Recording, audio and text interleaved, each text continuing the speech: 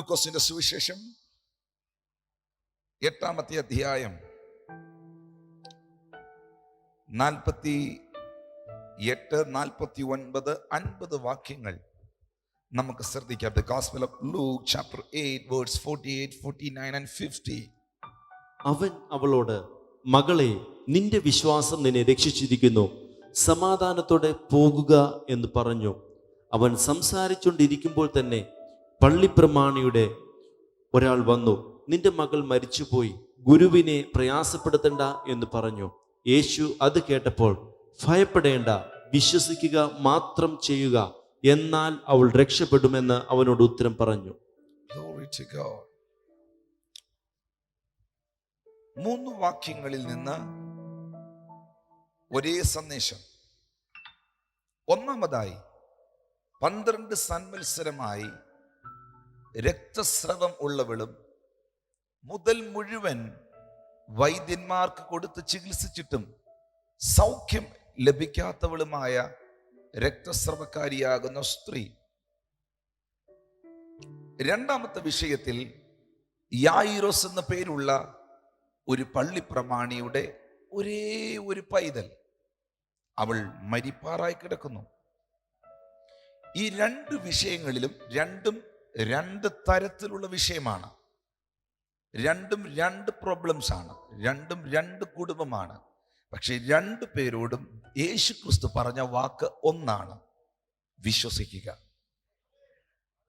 രക്തസ്രവക്കാരിയാകുന്ന സ്ത്രീ സൗഖ്യം പ്രാപിച്ചപ്പോൾ യേശു അവളോട് പറഞ്ഞു, നിന്റെ വിശ്വാസം നിന്നെ രക്ഷിച്ചിരിക്കുന്നു.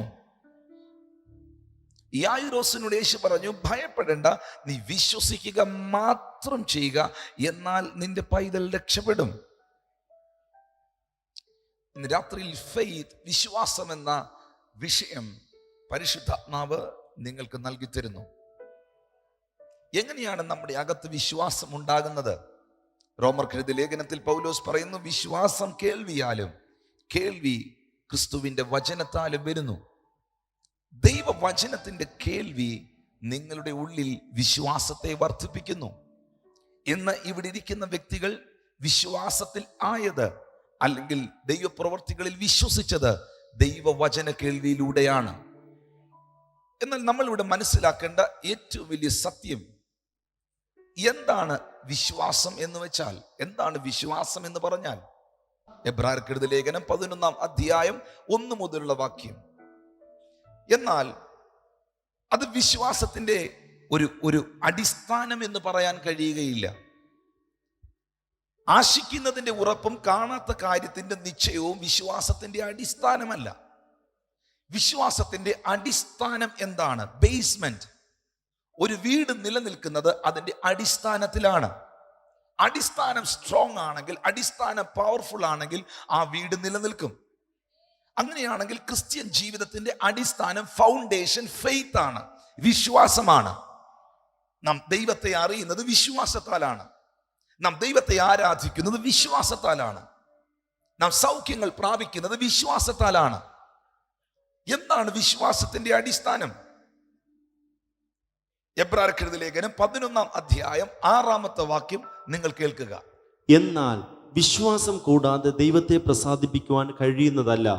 ദൈവത്തിന്റെ അടുക്കൽ വരുന്നവൻ ദൈവം ഉണ്ട് എന്നും തന്നെ അന്വേഷിക്കുന്നവർക്ക് പ്രതിഫലം കൊടുക്കുന്നുവെന്നും വിശ്വസിക്കേണ്ടതല്ലയോ? ദൈവത്തിന്റെ അടുക്കൽ വരുന്നവൻ ദൈവം ഉണ്ടെന്നും തന്നെ അന്വേഷിക്കുന്നവർക്ക് അവൻ പ്രതിഫലം കൊടുക്കുമെന്നും വിശ്വസിക്കേണ്ടതല്ലയോ? നോക്കുക, ദൈവത്തിന്റെ അടുക്കൽ വന്നിരിക്കുന്നവർക്ക് ജീവനുള്ള ദൈവമുണ്ട് എന്ന ബോധ്യമുണ്ടാകണം. ദൈവത്തിന്റെ അടുക്കൽ വരുന്നവന് ദൈവം ഉണ്ടെന്നും തന്നെ അന്വേഷിക്കുന്നവർക്ക് അവൻ പ്രതിഫലം കൊടുക്കുമെന്നും വിശ്വസിക്കേണ്ടതല്ലയോ? ഓക്കെ, ദൈവത്തിന്റെ അടുക്കൽ വന്നിരിക്കുന്ന ആൾക്ക് ദൈവം ഉണ്ട് എന്ന വിശ്വാസം ഇല്ലെങ്കിൽ, ദൈവത്തിന്റെ അടുക്കൽ വന്നിരിക്കുന്ന ആൾക്ക് ദൈവം ജീവിക്കുന്നു, അവൻ എൻ്റെ പ്രാർത്ഥന കേൾക്കുന്നു എന്ന ഉറപ്പില്ലെങ്കിൽ, അവൻ ആശിച്ചത് കൊണ്ട് ഒരു പ്രയോജനവുമില്ല.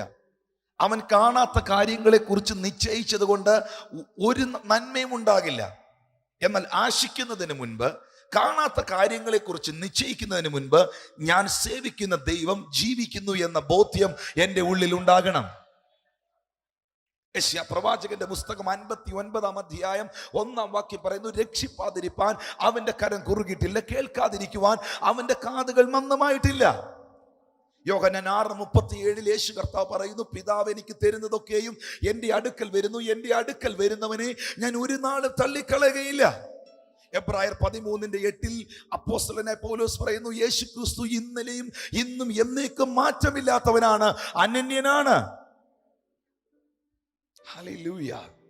ദൈവം, പിതാവായ ദൈവം യേശുവിനെ മരിച്ചവരിൽ നിന്ന് ഉയർപ്പിക്കുകയും ഇന്നും അവൻ പിതാവിന്റെ വലത്ത് ഭാഗത്ത് എനിക്ക് വേണ്ടി മധ്യസ്ഥ അണയ്ക്കുന്നു എന്ന് വിശ്വസിക്കുകയും ആ വിശ്വാസത്തിൽ നിലനിൽക്കുകയും അങ്ങനെ ദൈവത്തിന്റെ സന്നിധിയിൽ ആ വിശ്വാസത്തോടെ കടന്നു വരികയും ചെയ്യുന്ന ഒരു വ്യക്തിയുടെ മേലാണ് ദൈവത്തിന്റെ പ്രവർത്തികൾ വെളിപ്പെടുന്നത്. ഹല്ലേലൂയ. പഴയ നിയമ ഇസ്രായേൽ സഭയുടെ നായകനായിരുന്ന മോശ, എബ്രായർക്കെഴുതിയ ലേഖനം 11 അധ്യായത്തിൽ തന്നെ എഴുതിയിട്ടുണ്ട്, വിശ്വാസത്താൽ മോശ അദൃശ്യ ദൈവത്തെ കണ്ടതുപോലെ ഉറച്ചു നിന്നു. ജീവിതത്തിൽ നിങ്ങളെ ഇളക്കുന്ന, നിങ്ങളെ ആട്ടുന്ന, നിങ്ങളെ കുലുക്കുന്ന, നിങ്ങളുടെ മൈൻഡിനെ ഫ്രസ്ട്രേറ്റഡ് ആക്കുന്ന സാഹചര്യങ്ങൾ കടന്നു വരുമ്പോൾ വിശ്വാസത്താൽ ചിലത് കണ്ടുകൊണ്ട് ഉറച്ചു നിൽക്കണം. ഹല്ലേലൂയ. പിറകിൽ കടന്നു വരുന്ന ഫറവോനെയും സൈന്യത്തെയും ശത്രുവിന്റെ ആരവാരത്തെയും ശത്രുവിന്റെ ബലത്തെയും പിശാചിന്റെ ആ സന്നാഹത്തെയും അല്ല മോശ കണ്ടത്. പ്രതിസന്ധികൾ വന്നപ്പോൾ, വിഷയങ്ങൾ വന്നപ്പോൾ, പ്രതികൂലം വന്നപ്പോൾ ചെങ്കടൽ അവരുടെ മുമ്പിൽ ആർത്തട്ടഹസിച്ച് അത് വലിയ തിരകൾ അടിച്ചുകൊണ്ടിരിക്കുമ്പോൾ പിറകിൽ ഫറവോനും സൈന്യവും ആർത്തു വിളിച്ചുകൊണ്ട് വെല്ലുവിളിച്ചുകൊണ്ട് വരുമ്പോൾ വിശ്വാസത്താൽ മോശ ഫറവോനെ അല്ല കണ്ടത്, വിശ്വാസത്താൽ മോശ പ്രതിസന്ധി അല്ല കണ്ടത്, വിശ്വാസത്താൽ മോശ സാഹചര്യങ്ങൾ വഷളായതല്ല കണ്ടത്, വിശ്വാസത്താൽ മോശ അദൃശ്യ ദൈവത്തെ കണ്ടതുപോലെ ഉറച്ചു നിന്നു. 2 വാക്കുകൾ യേശു ഇതിൽ എടുത്തുദ്ധരിക്കുന്നു. മർക്കോസിന്റെ സുവിശേഷം 5 അധ്യായം 36 വാക്യം വായിക്കുമ്പോൾ അതിനകത്ത് കർത്താവ് പറഞ്ഞൊരു വാക്കുണ്ട്, ഒരു വേർഡ്. അതൊന്ന് വായിക്കാമോ വാക്യം? യേശു ആ വാക്ക് കാര്യമാക്കാതെ പള്ളിപ്രമാണിയോട് ഭയപ്പെടേണ്ട, വിശ്വസിക്കുക മാത്രം ചെയ്യുക എന്ന് പറഞ്ഞു. മർക്കോസ് അത് എഴുതി വെച്ചപ്പോൾ വളരെ ഇമ്പോർട്ടൻ്റ് ആയിട്ടുള്ള ഒരു വേർഡ് പരിശുദ്ധാത്മാവോടെ എഴുതി. യേശു ആ വാക്ക് കാര്യമാക്കാതെ. മർക്കോസ് സുവിശേഷത്തിൽ ആ പദം നമ്മൾ കാണുന്നില്ല, ലൂക്കോസ് സുവിശേഷത്തിൽ ആ പദം നമ്മൾ കാണുന്നില്ല, മർക്കോസിൽ നാം അത് കാണുന്നു. യേശു ആ വാക്ക് കാര്യമാക്കാതെ, ഭയപ്പെടേണ്ട, വിശ്വസിക്കുക മാത്രം ചെയ്യുക എന്ന് പറഞ്ഞു. എല്ലാവരും പറഞ്ഞു, യേശു ആ സാഹചര്യം കാര്യമാക്കാതെ, യേശു ആ വാക്ക് കാര്യമാക്കാതെ, യേശു ആ സംഭവം കാര്യമാക്കാതെ. അതെ, നിന്റെ മനസ്സിനെ ഇടിച്ചു കളയാൻ വെളിപ്പെടുന്ന സംഭവങ്ങളെ നീ കാര്യമാക്കാതിരുന്നാൽ അതിനകത്ത് അത്ഭുതങ്ങൾ വെളിപ്പെട്ടു വരും. വാവ്. നിങ്ങളുടെ കയ്യിൽ ഒരു മെഡിക്കൽ റിപ്പോർട്ട് ലഭിച്ചിരിക്കുന്നു. ആ മെഡിക്കൽ റിപ്പോർട്ടിൽ നിങ്ങൾക്ക് ഇന്ന രോഗമെന്ന് അവർ രേഖപ്പെടുത്തിയിരിക്കുന്നു. എന്നാൽ ആ വാക്ക് കാര്യമാക്കാതെ വിശ്വസിച്ചാൽ അതിനകത്ത് അത്ഭുതം നടക്കും. നമ്മൾ പല ഇൻസിഡൻസുകളും പല വിഷയങ്ങളും നമ്മൾ കാര്യമാക്കുന്നതാണ്, സീരിയസ് ആയിട്ട് എടുക്കുന്നതാണ് പിശാചിന്റെ ജയം. നമ്മൾ സീരിയസ് ആയിട്ട് എടുക്കാൻ വേണ്ടിയാണ് പിശാച് ഇത്ര സീരിയസ് ആയിട്ട് അത് ചെയ്തത്. പക്ഷെ നമ്മളത് സീരിയസ് ആക്കാതെ നെവർ ഫോർഗെറ്റ് അബൌട്ട് ദാറ്റ്. ഇന്ന് പകൽ ആ പിൻപിലുള്ളതിനെ മറന്ന് മുൻപിലുള്ളതിനെ ആഞ്ഞുകൊണ്ട് മുൻപോട്ട് ഓടിയാൽ ജയം നിങ്ങളുടെ കയ്യിലാണ്.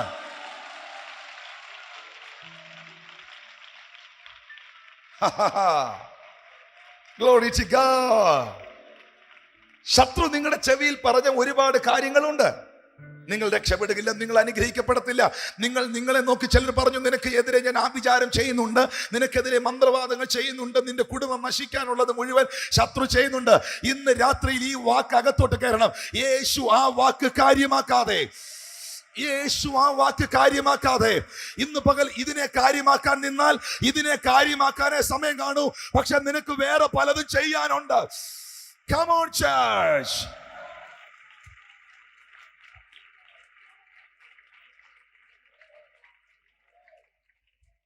Hallelujah. Glory to God. വിശ്വാസത്തിന്റെ ഏറ്റവും വലിയ ഒരു പ്രവൃത്തിയാണ് സാഹചര്യങ്ങളെ അവർ കാര്യമാക്കുകയില്ല. എഗസ്കേൽ എന്ന പ്രവാചകനെ അസ്ഥികൾ കൊണ്ട് നിറഞ്ഞൊരു താഴ്വരയിൽ സർവശക്തനാകുന്ന ദൈവത്തിന്റെ ആത്മാവ് കൊണ്ടുവന്ന് നിർത്തി. അസ്ഥി താഴ്വരയിലൂടെ അവനെ ചുറ്റി ചുറ്റി നടക്കുമാറാക്കി. എന്നിട്ട് പ്രവാചകനോട് ദൈവം ചോദിക്കുന്നു, പ്രവാചകനെ, ഈ ഉണങ്ങിയ അസ്ഥികൾ ജീവിക്കുമോ? സാഹചര്യം നോക്കിയാൽ നത്തിങ് ടു ഹാപ്പൻ. കാരണം ഇത് ഉണങ്ങിയ അസ്ഥികളാണ്. പക്ഷെ യഹോവയാകുന്ന ദൈവം പ്രവാചകനോട് പറയുന്നു, നീ അസ്ഥികളെ നോക്കി പ്രവചിക്കാം. പ്രവചിക്കുക എന്ന് പറഞ്ഞാൽ അതിന്റെ അർത്ഥം ഫ്യൂച്ചർ പറയാൻ, ഭാവി പറയാൻ. ഹല്ലേലൂയ. ഈ അസ്ഥിക്ക് ഫ്യൂച്ചർ പോയിട്ട് ഫിഗർ പോലും ഇല്ല. അസ്ഥിയെ നോക്കി ഫ്യൂച്ചർ പറയാൻ ദൈവം പറഞ്ഞേ. ഇതിന് ഫ്യൂച്ചർ പോയിട്ട് ഫിഗർ പോലും ഇല്ല. ഡിസോർഡറായി കിടക്കുന്ന അസ്ഥികളാണ്. മനുഷ്യൻ എപ്പോഴും ഒരാളെ നോക്കി ഫ്യൂച്ചർ പറയുന്നത് അവന്റെ ഫിഗർ നോക്കിയാണ്. Wonderful, thank you Jesus. പക്ഷെ ദൈവം ഒരാളെ നോക്കി ഫ്യൂച്ചർ പറയുന്നത് അവന്റെ ഫിഗർ നോക്കിയല്ല, അവന്റെ ഫെയ്ത്ത് നോക്കിയാണ്. വിശുദ്ധ ബൈബിൾ പഠിക്കുമ്പോൾ രണ്ട് തരത്തിലുള്ള വിശ്വാസങ്ങൾ നമുക്ക് കാണുവാൻ കഴിയുന്നു. ബൈബിളിന്റെ അടിസ്ഥാനത്തിൽ വിശ്വാസമുണ്ട്, വലിയ വിശ്വാസമുണ്ട്. നോക്കാം, ഇപ്പോൾ എടുത്ത അധ്യായത്തിന്റെ 48-ാമത്തെ വാക്യം. മകളെ, നിന്റെ വിശ്വാസം നിന്നെ രക്ഷിച്ചിരിക്കുന്നു, സമാധാനത്തോടെ പോക എന്ന് പറഞ്ഞു. അവൻ സംസാരിച്ചുകൊണ്ടിരിക്കുമ്പോൾ തന്നെ 12 വർഷമായി രക്തസ്രവമുള്ളവളും മുതൽ മുഴുവൻ വിറ്റ് ചികിത്സിച്ചിട്ടും സൗഖ്യം വരാത്തവളുമായ ഈ സ്ത്രീ യേശുവിന്റെ വസ്ത്രത്തിന്റെ തൊങ്കലിലെങ്കിലും തൊട്ടാൽ അവൾക്ക് സൗഖ്യമുണ്ടാകും എന്നവൾ വിശ്വസിച്ചു. അവൾ വിശ്വസിച്ച ഒരു കാര്യം ഇതാണ്, അവന്റെ വസ്ത്രത്തിന്റെ തൊങ്കൽ തൊടുമ്പോൾ ഈ 12 വർഷമായി നിൽക്കുന്ന ഈ രോഗം എന്നെ വിട്ടുമാറും. അവൾ ഒത്തിരി കാര്യം വിശ്വസിച്ചില്ല, ഒരു കാര്യം വിശ്വസിച്ചു. അതാണ് നമ്മൾ ആദ്യം കാണിച്ചത്, വിശ്വാസം. ഒരു പർട്ടിക്കുലർ സബ്ജക്റ്റിൽ, ഒരു പ്രത്യേക വിഷയത്തിൽ മാത്രം ഫോക്കസ് ചെയ്ത് പ്രാർത്ഥിക്കുന്ന, ഫെയ്ത്ത് പ്രൊക്ലൈം ചെയ്യുന്ന, വിശ്വാസം ഉയർത്തി ദൈവത്തോട് പറയുന്നതാണ് വിശ്വാസം. എന്നാൽ എന്താണ് വലിയ വിശ്വാസം?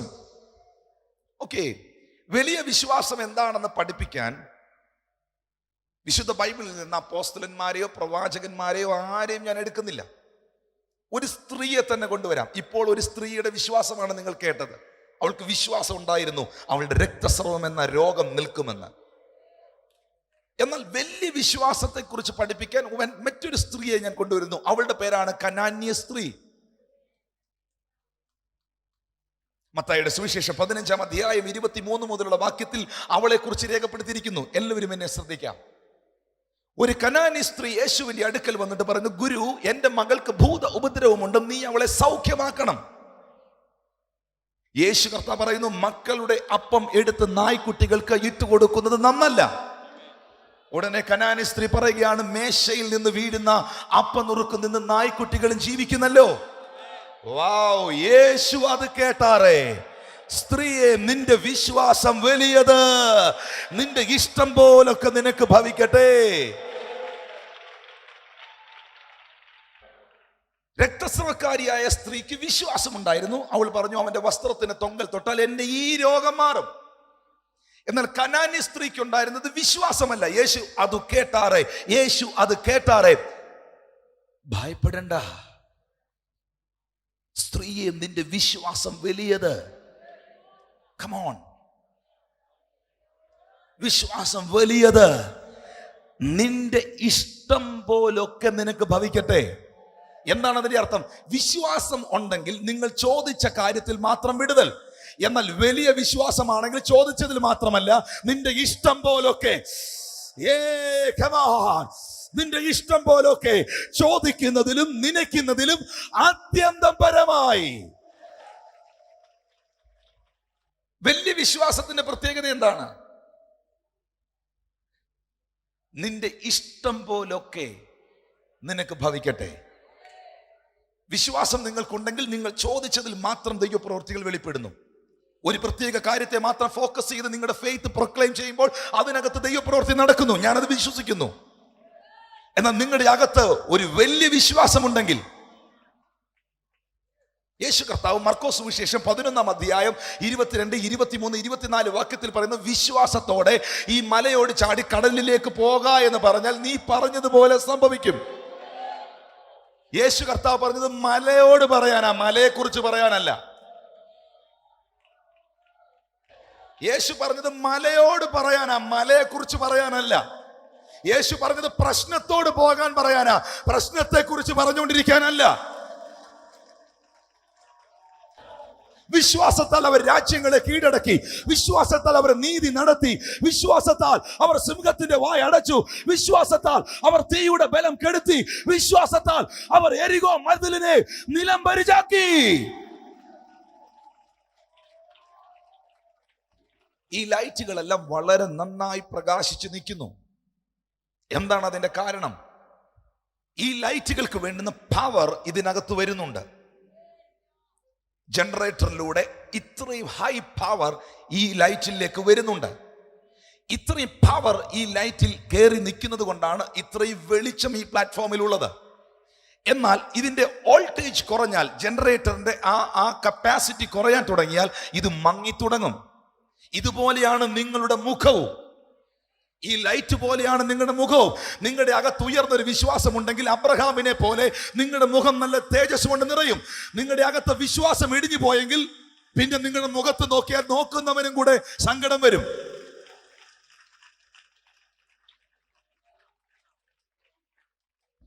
ഈ കനാനി സ്ത്രീയുടെ വിഷയം ഞാൻ ദൈവസന്നിധിയിൽ പഠിക്കുമ്പോൾ, അല്ലെങ്കിൽ കർത്താവിനോട് എനിക്ക് തന്നൊരു റെവലേഷൻ, യേശു അവളെ നോക്കിയിട്ട് പറഞ്ഞു, സ്ത്രീയെ, നിന്റെ വിശ്വാസം വലിയത്, നിന്റെ ഇഷ്ടം പോലെ നിനക്ക് ഭവിക്കട്ടെ. കർത്താവ് ഇത്രയും അധികം എക്സൈറ്റഡ് ആയി, ആശ്ചര്യപ്പെട്ട് ഇത് പറയാനുള്ളതിന്റെ റീസൺ എന്താണ്? അതിന് തക്കവണ്ണം അവൾ എന്താണ് പറഞ്ഞത്? അവൾ പറഞ്ഞത് ഇത്രയേ ഉള്ളൂ: മേശയിൽ നിന്ന് വീഴുന്ന അപ്പത്തിന്റെ നുറുക്കും തിന്ന് നായ്ക്കുട്ടികൾ ജീവിക്കുന്നല്ലോ. കൂടെ നിന്ന 12 ശിഷ്യന്മാർക്ക് ഈ വിഷയം എന്താണെന്ന് മനസ്സിലായില്ലേലും വിശ്വാസത്തിന്റെ നായകനും പൂർത്തീകരിക്കുന്നവനുമായ യേശുവിന് അവൾ പറഞ്ഞത് എന്താണെന്ന് മനസ്സിലായി. പലപ്പോഴും നമ്മുടെ വിശ്വാസ പ്രഖ്യാപനങ്ങൾ ജഡീകരായവർക്ക്, കൂടെ നിൽക്കുന്നവർക്ക്, അല്ലെങ്കിൽ മറ്റ് അയൽവക്കത്തുള്ളവർക്ക്, നിങ്ങളുടെ കൂട്ടു സഹോദരങ്ങൾക്ക്, കൂടെ നിൽക്കുന്ന ശിഷ്യന്മാർക്ക് പോലും ഒരുപക്ഷെ നിങ്ങളുടെ വിശ്വാസ പ്രഖ്യാപനങ്ങൾ മനസ്സിലായെന്ന് വരില്ല. എന്നാൽ ഇതിനെ മനസ്സിലാക്കാൻ കഴിവുള്ള, അതിനെ പ്രവർത്തിക്കുന്ന ഒരു ദൈവം നമുക്കുണ്ട്. അവനാണ് വിശ്വാസത്തിന്റെ നായകൻ. ഹല്ലേലൂയ. ഈ സഹോദരി കനാന്യ വർഗത്തിൽപ്പെട്ടവളാണ്. അതുകൊണ്ടാണ് ഒരു കനാനി സ്ത്രീ എന്ന് അവിടെ എഴുതിയിരിക്കുന്നത്. യഹൂദരും കനാന്യരും തമ്മിൽ യാതൊരു ബന്ധവുമില്ല. ദീർഘവർഷങ്ങളായി യഹൂദർക്ക് കനാന്യരോട് താല്പര്യമില്ല. കനാന്യർ യഹൂദരെ ആശ്രയിക്കില്ല. ദീർഘവർഷങ്ങളായി ഒറ്റ കനാന്യരും യഹൂദന്മാരിൽ നിന്ന് ഒരു നന്മയും അനുഭവിച്ചിട്ടില്ല. അങ്ങനെ ഇരിക്കുമ്പോഴാണ് ഒരു കനാന്യ സ്ത്രീ യഹൂദ ഗോത്രത്തിൽ ജനിച്ച യേശു കർത്താവിന്റെ അടുക്കൽ വരുന്നത്. യേശുവിനോട് വന്ന് പറയുന്നു, എൻ്റെ മകൾക്ക് ഭൂത ഉപദ്രവമുണ്ട്, നീ അവളെ സൗഖ്യമാക്കണം. യേശു കർത്താവ് പറഞ്ഞു, മക്കളുടെ അപ്പം എടുത്ത് നായ്ക്കുട്ടികൾക്ക് ഇട്ടുകൊടുക്കുന്നത് നന്നല്ല. വാസ്തവമായും യേശു കർത്താവ് അവളോട് പറഞ്ഞത് അവളെ ഒരു നായ്ക്കുട്ടിയോട്, അവളുടെ മകളെ ഒരു നായ്ക്കുട്ടിയോട് ഉപമിച്ചതാണ്. പക്ഷെ അവൾ വിട്ടില്ല. ഹല്ലേലൂയ. അവൾ പറഞ്ഞു, മേശയിൽ നിന്ന് വീഴുന്ന അപ്പത്തിന്റെ നുറുക്കും തിന്ന് നായ്ക്കുട്ടികളും ജീവിക്കുന്നല്ലോ. കമോൺ. ഇതാണ് അവൾ പറഞ്ഞ വാക്കിനകത്ത് യേശു ഒറ്റ സെക്കൻഡ് കൊണ്ട് മനസ്സിലാക്കിയ വെളിപ്പാട്. മേശയിൽ നിന്ന് വീഴുന്ന അപ്പനുറുക്കും നിന്ന് നായ്ക്കുട്ടികളും ജീവിക്കുന്നല്ലോ. 4-5 സെക്കൻഡിനകത്തുള്ള ഒരു വിശ്വാസ പ്രഖ്യാപനമാണ് 5 തലമുറ കാണാത്ത വിടുതൽ അവളിലേക്ക് കൊണ്ടുവന്നത്. കനാന്യ വർഗം 5 തലമുറ അല്ലെങ്കിൽ 500 തലമുറ കാണാത്ത വിടുതൽ, അത്ഭുതം 5 സെക്കൻഡ് കൊണ്ട് അവൾ വിശ്വാസത്തിന്റെ നായകനിൽ നിന്ന് റിസീവ് ചെയ്തു.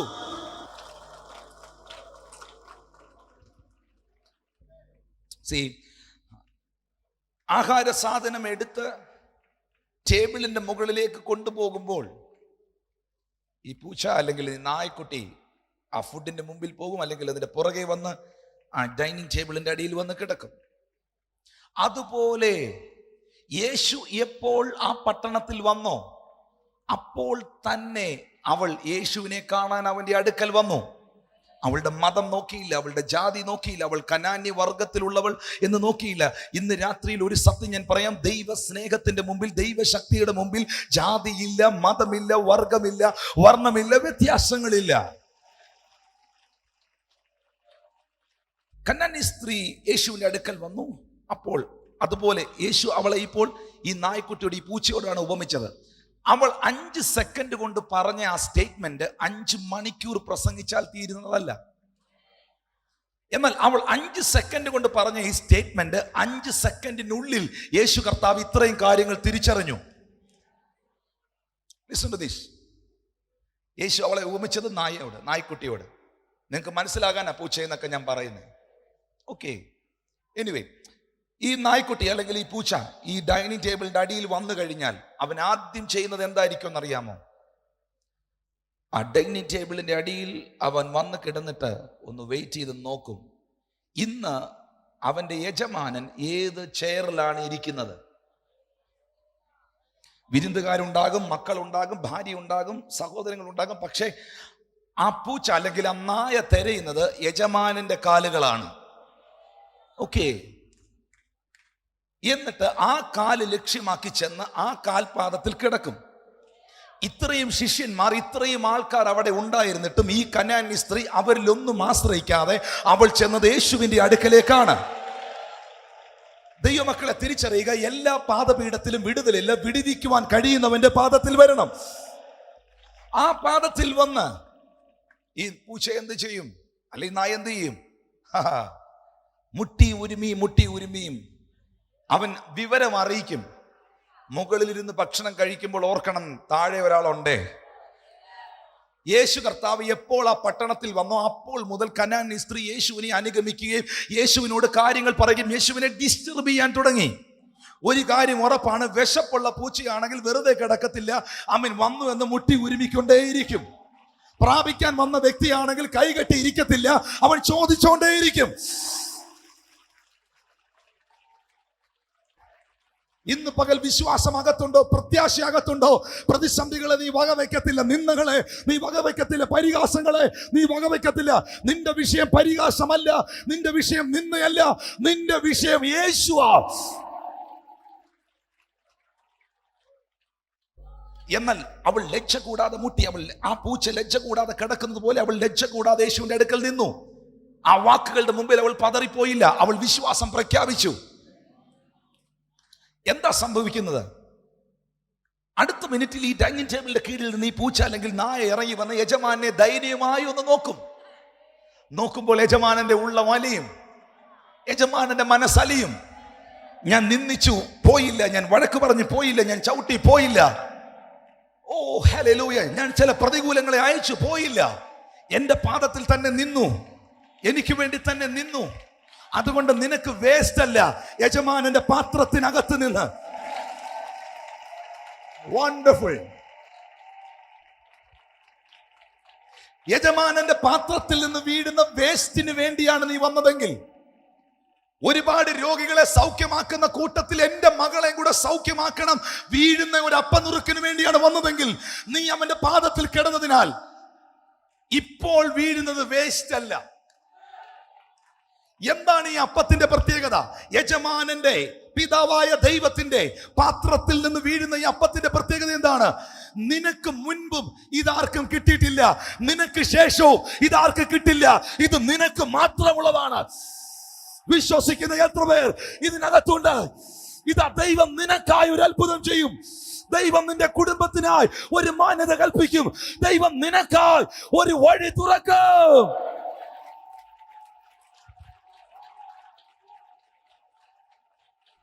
യേശു പറഞ്ഞു, നിന്റെ ഇഷ്ടം പോലൊക്കെ നിനക്ക് ഭവിക്കട്ടെ. അതിന്റെ പ്രത്യേകത എന്നാന്നറിയാം? ഒരപ്പനുറുക്ക് വീഴാനാ ഇച്ചിരി സമയം എടുക്കുന്നേ. ഒരപ്പനുറുക്ക് വീണാൽ അത് തന്നവൻ നിന്നെ നോക്കും, നീ അതെങ്ങനെ ഭക്ഷിക്കുന്നുവെന്ന്. വിശപ്പോടുകൂടെ, ആവേശത്തോടുകൂടെ നീ അത് ഭക്ഷിക്കുന്നത് കണ്ടാൽ, നീ അത് ഉപയോഗിക്കുന്നത് കണ്ടാൽ, പിന്നെ നിനക്ക് അപ്പനുറുക്കിന്റെ ബഹളവാ. ഇന്ന് രാത്രി ദൈവം നിന്നെ അനുഗ്രഹിച്ച് ശത്രുക്കൾ കാണുക മേശ ഒരുക്കി പരിഹസിച്ചവന്റെ വായ അടയത്തക്ക നിലയിൽ സ്വർഗം നിന്നെ കൈപിടിച്ച് ഉയർത്തി മാനിക്കുന്ന ദൈവമത്രേ.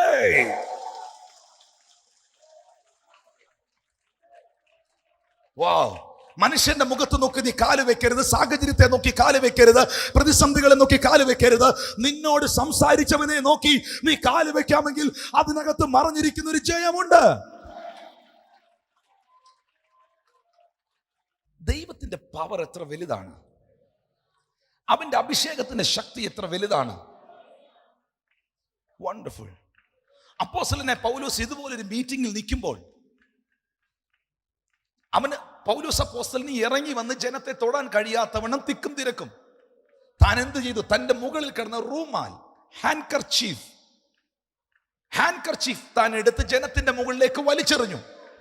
ഈ ഹാൻകർച്ചീഫ് മേളിൽ വീണവരെല്ലാം സൗഖ്യമായി. ഈ ഹാൻകർച്ചീഫ് ആരെയൊക്കെ തൊട്ടു, ആരെയെല്ലാം മുകളിൽ വന്നുവോ അവർക്കെല്ലാം അത്ഭുത വിടുതലുണ്ടായി. നോക്കൂ, ഒരു അഭിഷിക്തന്റെ മുകളിൽ കിടന്ന, ഒരു അഭിഷിക്തന്റെ കയ്യിലിരുന്ന ഒരു ഹാൻകർച്ചീഫ് അഭിഷേകത്തെ വഹിച്ചു കൊണ്ടുപോയെങ്കിൽ, അഭിഷേകത്തെ ക്യാരി ചെയ്തുകൊണ്ട് പോയെങ്കിൽ, ജീവനില്ലാത്ത, കണ്ണില്ലാത്ത, മൂക്കില്ലാത്ത, ആത്മാവില്ലാത്ത, ശരീരമില്ലാത്ത ഒരു തുണി അഭിഷേകത്തെ വഹിച്ചുകൊണ്ട് പോയെങ്കിൽ, ജീവനുള്ള, കണ്ണുള്ള, ശരീരമുള്ള, മൂക്കുള്ള, ആരോഗ്യമുള്ള നീ എത്രയധികം.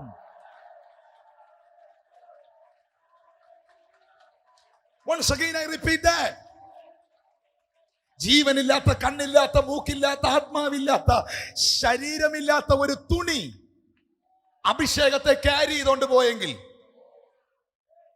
ജീവനുള്ള, കണ്ണുള്ള, ആത്മാവുള്ള, അവന്റെ സാദൃശ്യത്തിലും അവന്റെ സ്വരൂപത്തിലും മെനഞ്ഞ നിന്റെ കൈ കൊണ്ട് ദൈവം എത്രയധികം ചെയ്യും. നിങ്ങളുടെ വിശ്വാസം ഒരു ഉയർന്ന അളവിലേക്ക് വരട്ടെ. Thank you, Father God. Thank you, Holy Ghost. Please stand in your feet and everyone here. Proclaim your faith tonight. നിങ്ങളുടെ വിശ്വാസത്തെ വാ തുറന്ന് പ്രഖ്യാപിച്ചാട്ടെ.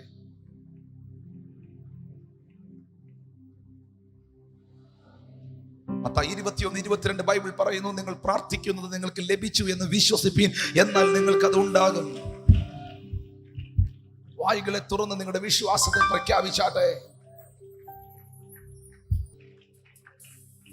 രോഗത്തിനോ, ശാപത്തിനോ, പാപത്തിനോ, കടത്തിനോ ഒന്നും ഞാൻ ഇനി അധീനനല്ല. I am more than conqueror in Christ. ക്രിസ്തുവിൽ ഞാൻ ജയാളിയാണ്.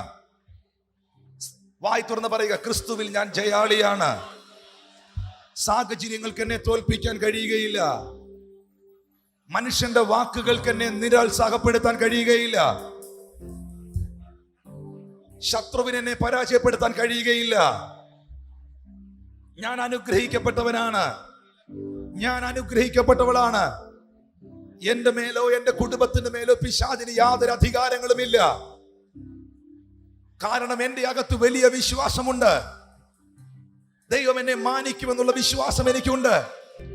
ഇന്ന് കണ്ട മിസ്രൈമിനെ ഇനി മേലാൽ കാണുകയില്ലെന്ന് എഴുതിയിരിക്കുന്നത് പോലെ, ആമേൻ, ഇന്ന് കണ്ട പ്രതിസന്ധികൾ നാളെ ഞാൻ കാണുകയില്ലെന്നുള്ള ഉറപ്പ് എനിക്കുണ്ട്. ബൈബിൾ പറയുന്നു, എന്റെ നീതിമാൻ അവൻ വിശ്വാസത്താൽ ജീവിക്കും. അവൻ സാഹചര്യങ്ങളെ കണ്ട് ജീവിക്കുമെന്നല്ല, എന്റെ നീതിമാൻ അവൻ വിശ്വാസത്താൽ ജീവിക്കും.